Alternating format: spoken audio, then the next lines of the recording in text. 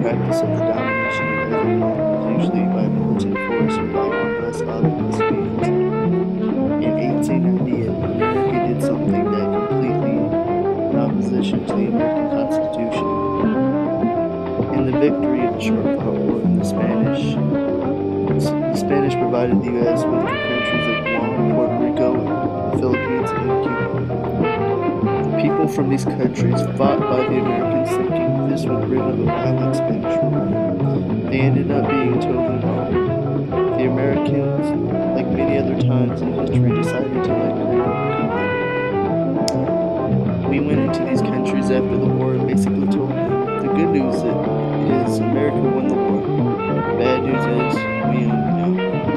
This enraged many of the people because they had fought with America thinking that they would be independent and able to run their countries accordingly, but now America was in the way of their freedom.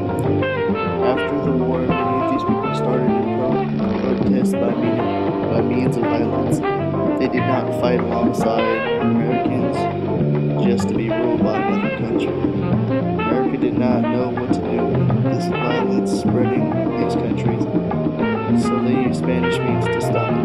Many of the people were sent to work camps and were burned to death.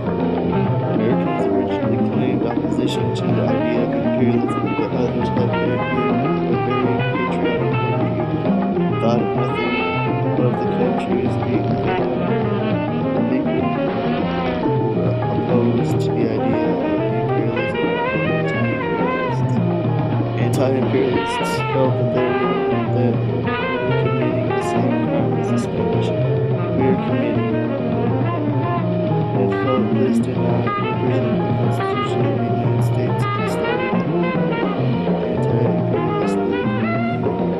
Anti-imperialists all were different in many different ideals, but all anti-imperialists shared the same beliefs and fears for America.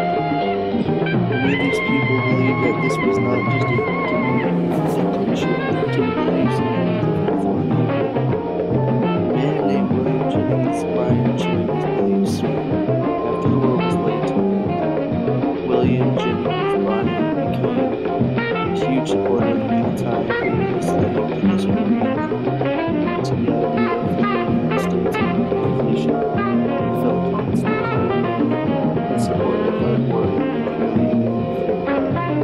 political control he saw this had contradicted the values which the war was supposed to challenge. Surprising, his generation viewed the Treaty of Paris, which supported the Philippine annexation. He felt the islands of the Philippines had a better chance for freedom after control had been passed to America than if it had remained in Spanish control. His ongoing support for the treaty may have greatly supported its narrow chance.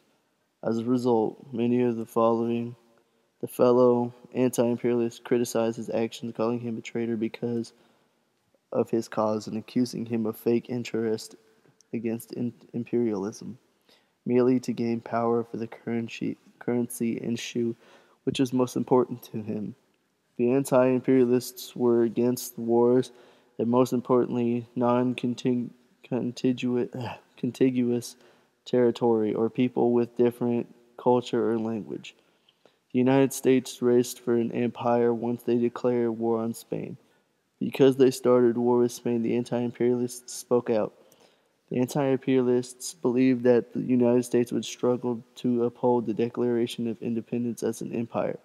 However, anti-imperialists supported the old beliefs of what the core America was built on as self-government, a combination of laws that helped everyone in freedom.